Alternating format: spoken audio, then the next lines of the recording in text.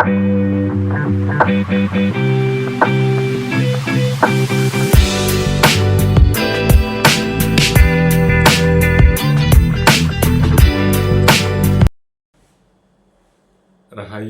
rahayu, rahayu. Salam sehat, salam sejahtera, saudara-saudara semua, masyarakat Bali, masyarakat Indonesia dimanapun Anda berada. Jumpa lagi dengan saya, Juru Gede Panji, pada channel video saya, channel Juru Gede Panji. Ada beberapa hal yang ingin saya bahas di dalam video ini, yaitu satu isu besar, isu luar biasa menurut saya, yaitu menjadikan atau dijadikannya, rencana dijadikannya Bali menjadi the new Singapore atau the new Hong Kong oleh Bapak Presiden kita yang baru, Bapak Presiden Prabowo Subianto. Sebuah ide luar biasa. Senang rasanya mendengar hal ini. Bapak Ibu yang saya hormati, tentu ide ini harus kita tindak lanjuti. Tentu ide-ide besar beliau ini dari seorang pemimpin negeri kita ini tidak boleh kita diamkan. Tidak boleh kita anggap sepele. Tidak boleh kita abaikan begitu saja dan kita fokus pada hal-hal rutin semata-mata. Mari kita lihat sedikit ke belakang. Kata The New Singapore dan Bali, khususnya Singaraja, itu terkait. Terkaitnya di mana? Ada satu sejarah. Pada tahun 1595 hingga tahun 1598, Kerajaan Belanda mengirimkan ekspedisinya ke Asia Tenggara. Sampailah di sebuah titik, sebuah pelabuhan. Belum pelabuhan tentu namanya pada waktu itu. Sebuah perairan yang ombaknya relatif tenang. Lebih tenang dari daerah-daerah yang lainnya yang ada di seputaran pulau yang sekarang kita sebut Bali ini. Tibalah beliau pada satu tempat di Bali Utara yang sekarang kita kenal dengan nama Buleleng. Beliau menulis di dalam pemetaan tersebut, pelaku pemetaannya adalah William Lodewijk, salah satu petinggi pada ekspedisi yang dilakukan oleh Cornelis de Houtman tersebut. Beliau menulis titik di mana beliau berlabuh itu namanya Buliling. Sekali lagi, Buliling. Belum bernama Buleleng pada tempat yang sama tersebut. Lalu kemudian 3 abad setelah itu, setelah waktu kedatangan ekspedisi Belanda tersebut, datanglah ekspedisi yang asing yang berikutnya, ekspedisi Kerajaan Inggris yang dipimpin oleh Sir Stamford Raffles. Anda ketahui kan tentunya bahwa beliau itu adalah salah satu petinggi perwakilan Kerajaan Inggris di India. Beliau tentunya ingin melakukan suatu kerjasama dengan VOC pada waktu itu, karena sudah berdiri VOC abad ke depannya tahun 1602. Nah, beliau menuju tempat, tentunya dengan mendapatkan peta yang dibuat oleh Cornelis de Houtman tersebut atau William Lodewijk tersebut, karena ini menjadi peta internasional pelayaran pada waktu itu dari Belanda, dari Eropa sampai ke Cina. Kita tahu bahwa pada waktu itu jalur perdagangan ini disebut dengan The Silk Road. Ya, The Silk Road adalah rangkaian jalur perdagangan sutra dari Cina sampai ke Eropa melalui India. Armada-armada besar banyak berlalu lintas. di wilayah itu sampai ke Bali, sampai ke Bali, Jawa, Sumatera dan sebagainya, lalu tembus menuju Selat Malaka ke India, Eropa, bolak-balik seperti itu lewat daratnya, ketika pada waktu itu mungkin kondisi daratnya terganggu, mungkin oleh karena serangan-serangan suku-suku apa dan lain sebagainya di daratannya. Karena perdagangan melalui laut tentunya akan lebih aman, walaupun tidak aman dari segi perompak.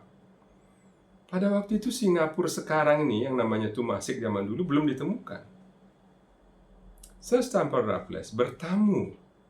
Pada waktu itu Buleleng sudah menjadi entitas kerajaan yang ada rajanya. Rajanya di Buleleng pada waktu itu beliau bernama Gusti Gede Karang. Beliau bertamu dan beliau menawarkan kerjasama.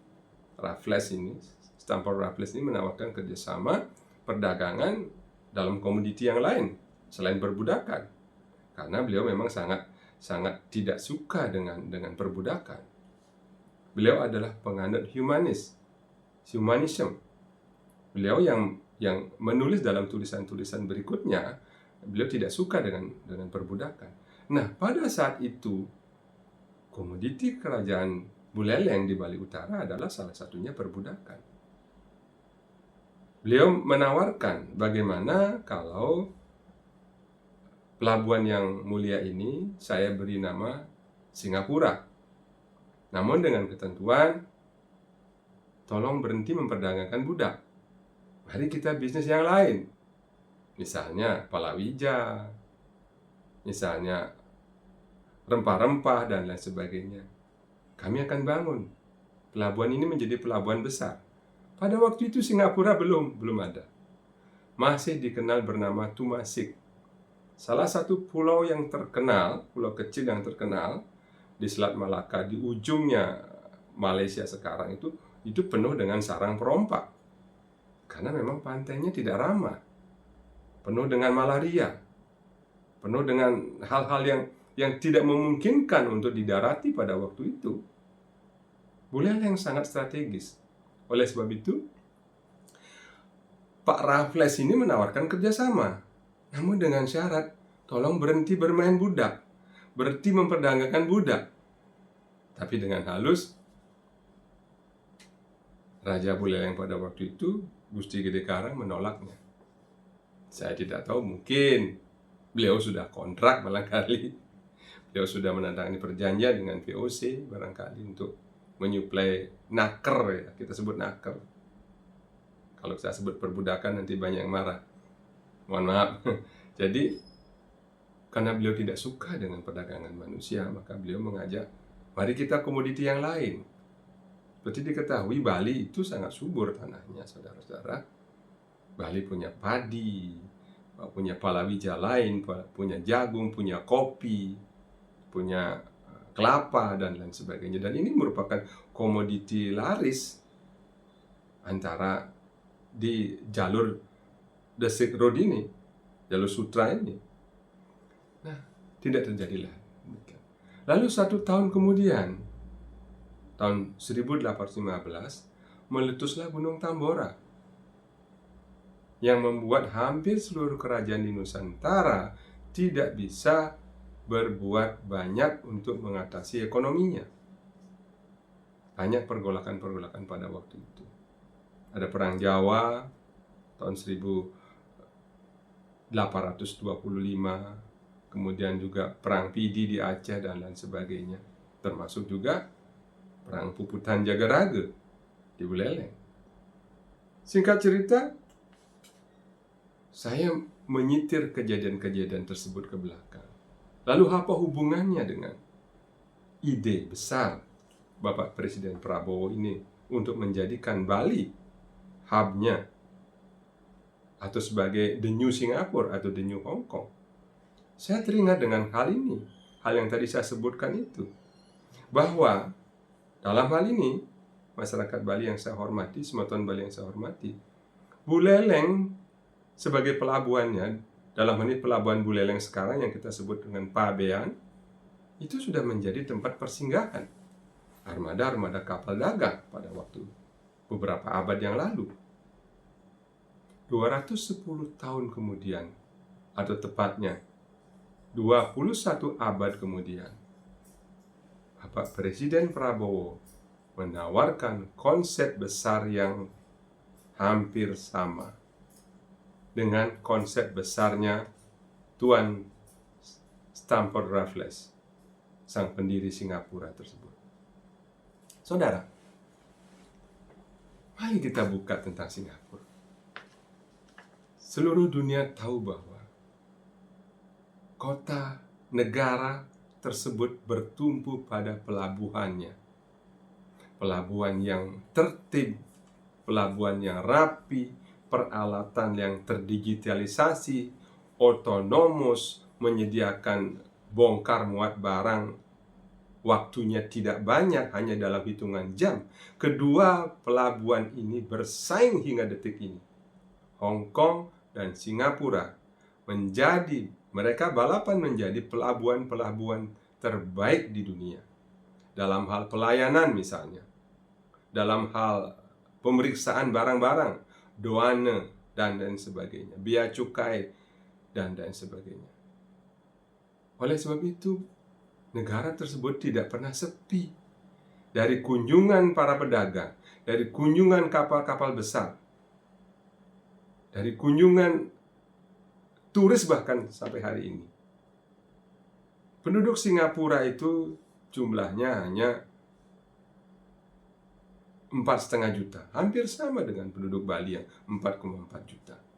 Namun luasnya hanya 1/7 dari Pulau Bali, 770 sekian kilometer persegi. Sementara Bali 5.118 kilometer persegi. So, artinya apa? Ini mengingatkan kita bahwa dengan penolakan Raja Buleleng pada waktu itu, kita bisa lihat Singaraja apakah sama dengan Singapura sekarang? Apakah perekonomian Singaraja juga bisa menyamai Singapura atau Hong Kong? Bahkan, kalau tidak salah, tahun 1959, pemerintah pusat RI kita di Jakarta memindahkan status ibu kota yang dulu menjadi ibu kota Sunda kecil ke Denpasar. Lengkap sudah kondisi terpuruknya Singaraja. Nah, kemudian seluruh dinas, seluruh jawatan pada waktu itu, seluruh kantor-kantor yang bernuansa provinsi, semua dipindah ke Denpasar. Bertahap. Hingga pada tahun 1978, terakhir, itu adalah kantor Inspektorat Pajak, pindah ke Denpasar. Lengkap sudah. Makin lengkap keterpurukannya Singaraja, yang tadinya menjadi kota yang diperhitungkan secara internasional di dalam kancah perdagangan dan perkapalan dunia, dengan pelabuhan yang bernama Pelabuhan Pabean Buleleng, kemudian tidak menjadi apa-apa, mohon maaf, dalam arti internasional. Memang secara nasional oleh Singaraja masih ada beberapa peninggalan SMA Negeri 1 misalnya, masih ada. Namun apakah di Bali saja, di dalam entitas Bali saja, Buleleng masih menempati urutan nomor 4 dari bawah sebagai pemilik atau daerah dengan pendapatan terendah. Luar biasa miris, saudara-saudara. Yang tadinya pada 2 abad yang lalu, hingga tahun 1800-an, Buleleng masih memegang peranan penting dalam perdagangan di Nusantara ini, atau bahkan di ASEAN ini. Saya masih ingat, kebetulan saya dari Singaraja, ketika SD, suara belnya kapal itu sampai terdengar ke desa saya, yang menandakan bahwa ada kapal akan berlabuh di Pelabuhan Buleleng. Itu tahun 1969 atau 1970, pada awal 70. Ketika Pelabuhan Buleleng masih aktif menjadi pelabuhan Nusantara. Beberapa komoditinya itu dikirim ke Hong Kong, ke Singapura, seperti misalnya sapi, kemudian kedelai, babi, dan beberapa komoditi-komoditi yang dimiliki oleh Bali pada waktu itu. Kopi, dan lain sebagainya. Lalu kemudian berangsur hilanglah peran-peran itu. Hilanglah peran kota pelabuhan itu sampai hari ini. Hingga detik ini, pelabuhan yang ada hanya satu dimiliki oleh Pelindo di Celukan Bawah, yang komoditasnya juga tidak terlalu banyak berpengaruh kepada sektor-sektor ekonomi, karena menjadi pelabuhan curah cemen dari satu entitas perusahaan. Kemudian Pelabuhan Sangsit. Pelabuhan Sangsit hanya menjadi pelabuhan tempat pendaratan ikan yang dikelola oleh Dinas Pendapatan Buleleng mungkin, atau apa, Dinas Buleleng. Namun tidak pernah secara signifikan membawa nilai-nilai kepada PAD yang tinggi atau bisa menunjang naiknya pendapatan per kapita masyarakat Buleleng yang jumlahnya 834.000 lebih itu. Sekarang saudara-saudara, Bapak Presiden kita, Prabowo Subianto, menawarkan ide besar. Ide, menurut saya, ide ini baru lahir setelah dua abad lebih. 2 abad saudara-saudara menanti ini. Setelah Raffles menawarkan Pelabuhan Buleleng, kota Pelabuhan Buleleng menjadi kota pelabuhan Singapura, tetapi ditolak, apakah hal yang sama ini akan terjadi juga? Akankah kita, mohon maaf bahasa Balinya, akankah kita saru gremengkan? Akankah kita biarkan ini sebagai sebuah ide, sebuah gagasan besar yang bisa membangkitkan Bali, khususnya Buleleng, Bali Utara? Karena di dalam percaturan perekonomian, Bali Utara saat ini tidak terlalu baik-baik saja. Lihat saja PAD-nya. Tidak sampai 400 miliar. Kecil sekali jika dibandingkan dengan Kabupaten Badung misalnya, Kota Madya Denpasar misalnya. Ini sungguh suatu peluang.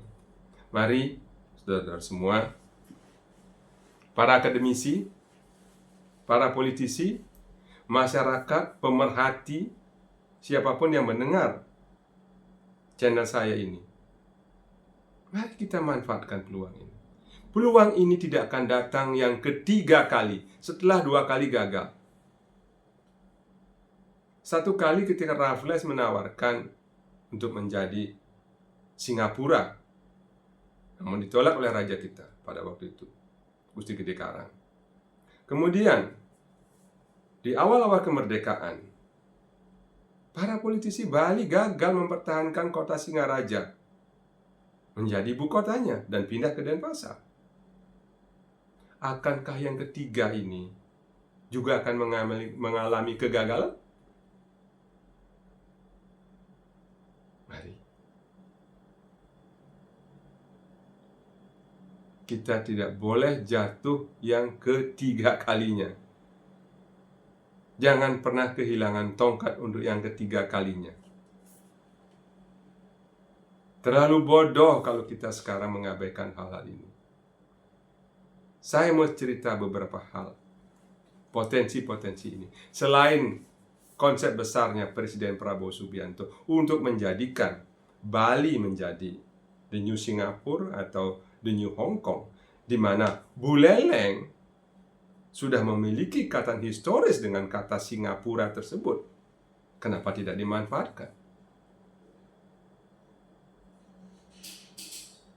Yang kedua, ada satu potensi besar yang belum banyak orang mengetahuinya, belum banyak masyarakat Buleleng mengetahuinya. yaitu adanya potensi gas di Laut Utara Buleleng dengan potensi 4,4 triliun kubik feet potensinya. Dan hari ini pemerintah pusat melalui SKK Migas telah menjalin kontrak kerjasama dengan salah satu perusahaan gas paling besar di dunia, British Petroleum. Dan kontrak mereka sudah mereka jalin sejak tahun 2022, di mana British Petroleum menjadi pemilik 100%-nya. Sungguh luar biasa, saudara-saudara. Singapura terkenal sebagai negara yang bisa mengekspor hasil pengolahan BBM berupa solar atau diesel, premium, dan lain sebagainya, aftur, dan lain sebagainya. Dan anehnya, lebih dari 50% bahan baku mereka dalam bentuk crude oil atau BBM, atau crude oil atau minyak mentah, itu sumbernya dari Indonesia. Dan kita menerima barang jadinya dengan harga yang berlipat-lipat. BBM yang saudara-saudara beli, baik itu Pertalite, Pertamax, diesel, Dexlite, itu semua lebih dari 60% datangnya dari Singapura. Dan kita mengekspor setiap hari belasan triliun kita datangkan ke Indonesia. Nah, sekarang beberapa pejabat saya yakin sudah tahu peluang ini. Mantan pejabat, pejabat yang baru, pejabat yang sedang mencalonkan diri dalam kontestasi politik pilkada ini. Saya yakin mereka sudah tahu. Pertanyaannya adalah, kenapa mereka diam? Kenapa mereka menang-menang baik? Sekarang, isu terakhir, gagasan besar terakhir yang saya dengar 4 hari yang lalu, tepatnya bukan 4 hari, 3 hari yang lalu, dari seorang Presiden Prabowo Subianto, memberikan peluang besar untuk membangkitkan ekonomi Bali, khususnya Singaraja. Kenapa saya memilih kata khususnya? Karena Singaraja memiliki kaitan historis dengan kata Singapura. Dan kebetulan Bapak Presiden Prabowo ingin menjadikan Bali ini the new Singapura. Apa tidak ada kaitannya? Tidakkah alam semesta ini sekarang sedang berbicara kepada kita selaku umat manusia di Bali ini untuk menggarap isu-isu ini secara lebih serius? Disparitas pendapatan per kapita Bali dan Singapura itu hampir 20 kali lipat.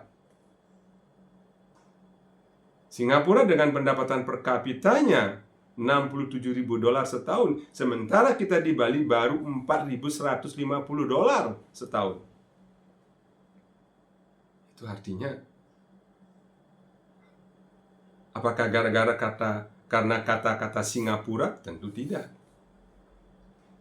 Lalu apa yang diperlukan untuk mengejar disparitas ini menjadi lebih pendek jaraknya?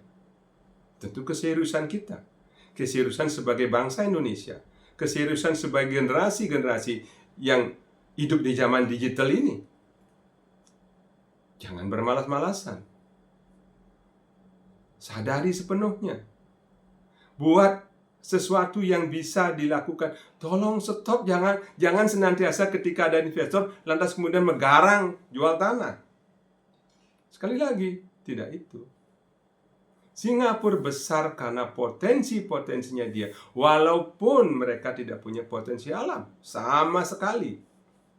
Tapi kita, Bali, Indonesia ini beli BBM yang sudah jadi dari Singapura.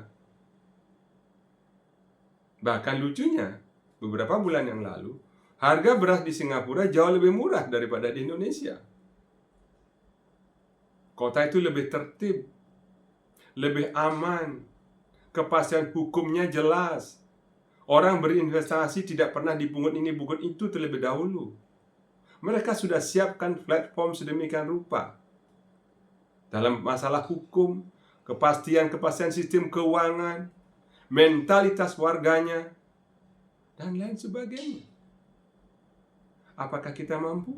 Saya yakin mampu. Mari kita sama-sama. Mari kita bersama membicarakan hal ini, menjadikan ini menjadi pembicaraan sehari-hari di lingkungan keluarga kita terlebih dahulu, lalu kemudian di entitas-entitas profesi kita masing-masing. Bicarakan hal ini. Jangan terlalu fokus masalah pilkada. Jangan terlalu fokus masalah yang tidak ada kaitannya dengan masalah masa depan kita sebagai bangsa. Daya beli kita harus meningkat. Korupsi misalnya, kikis habis. Saya sangat setuju. Dalam masa pemerintahannya Bapak Prabowo Subianto, sudah belasan orang harus berganti baju dengan baju oranye dengan tangan diborgol. Semoga para pencoleng, para koruptor ini dibersihkan. Bila ingin kita memang ingin menjadi bangsa hebat, khususnya di Bali. Mohon maaf, stop membenarkan kebiasaan-kebiasaan. Mari mulai membiasakan kebenaran. Jangan dibungkus hal-hal yang akan menguntungkan diri Anda, tapi dengan kata-kata sosial di belakangnya. Tidak pantas Anda lakukan ini. Untuk menjadi Singapura atau Hongkong yang lain, maka yang pertama harus dilakukan adalah 1. Tertibkan birokrasi kita. 2. Perluas wawasan bangsa kita, terutama dalam bidang sumber-sumber ekonomi baru. Jangan sembunyikan. Jangan kasak-kusuk. Nanti saya akan lakukan kalau saya sudah menjadi ini, menjadi itu. Tidak demikian. Mau tidak mau, suka tidak suka, Bali tidak boleh tertinggal. Bali tidak boleh menjadi seperti ini saja. Betapa disparitas pendapatan masyarakat Badung dengan Karangasem misalnya, masyarakat Badung dengan Buleleng misalnya, dengan Jembrana misalnya. Karena kita terlalu fokus pada satu entitas yang namanya pariwisata. Padahal kita punya potensi lain. Ada perdagangan, ada energi, ada pelabuhan, dan lain sebagainya. Intensifkan sawah-sawah yang memang memungkinkan untuk kita intensifkan. Saya sendiri melihat betapa banyaknya. Ada belasan sungai di mana airnya terbuang percuma ke laut. Tidak kita manfaatkan untuk intensifikasi pertanian misalnya, perkebunan misalnya.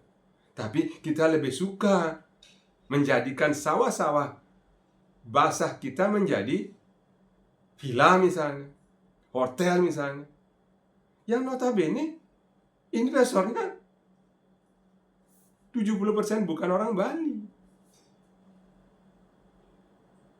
Dan kita senang hanya menjadi bagian pekerja mereka. Kalau saya tidak mau menyebut namanya kacungnya, mohon maaf. Dan sekarang kita kembali lagi. Kita kembali, kesempatan ini ditawarkan oleh Presiden Prabowo Subianto.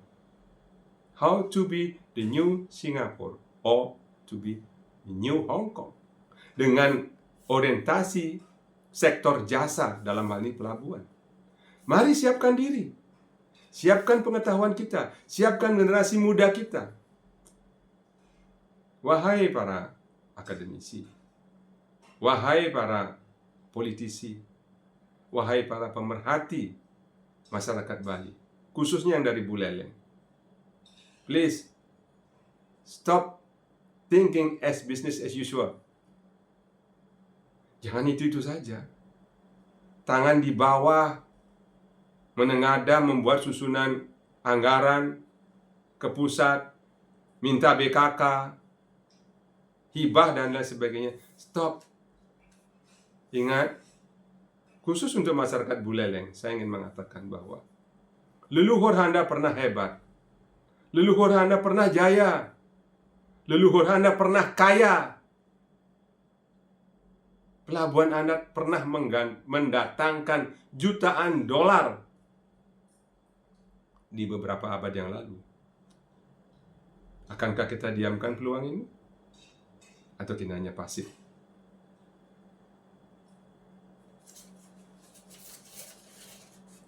Rahayu, rahayu, rahayu. Semoga bermanfaat. Saya tidak bermaksud menyinggung siapapun. Rahayu, rahayu, rahayu.